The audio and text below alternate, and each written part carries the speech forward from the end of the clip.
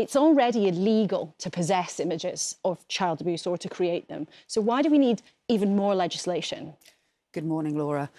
Well, you're right that there's already a legal framework, and child abuse is one of the most vile and horrendous crimes against some of the most vulnerable people of all.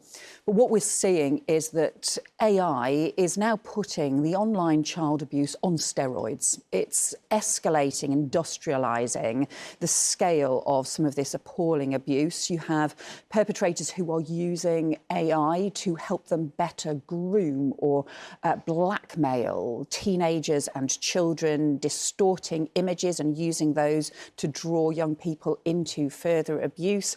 Just the most horrific things taking place, and also becoming more sadistic in some of the images that the National Crime Agency are now seeing.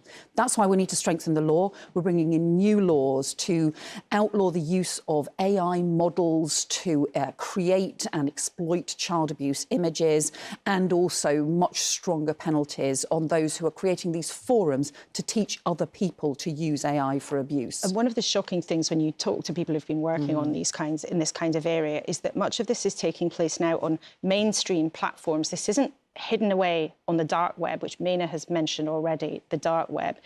You say it's on steroids, but can you give us a scale actually of how many people are affected here? I mean, how many children are vulnerable and how many people actually are involved in these kinds of crimes now? Well, the National Crime Agency estimate it could be up to 800,000 people who are viewing child sexual abuse material online, and much of that can be linked to children and also linked to offline abuse as well.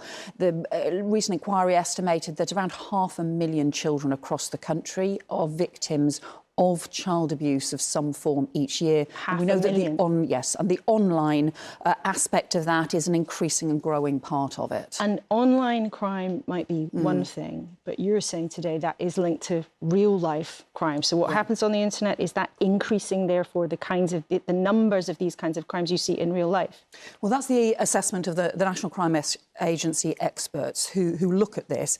They have become increasingly worried at seeing the way that it almost becomes a gateway into the worse and worse offline abuse and contact abuse, but also that the online threats, the blackmail, the traumatising impact that can have on children and young people, the things that they are asked to do through streaming channels as well. This is deeply damaging to our children and young people, and new technology is being used to exploit our young people, and we have to do so much more to keep them safe.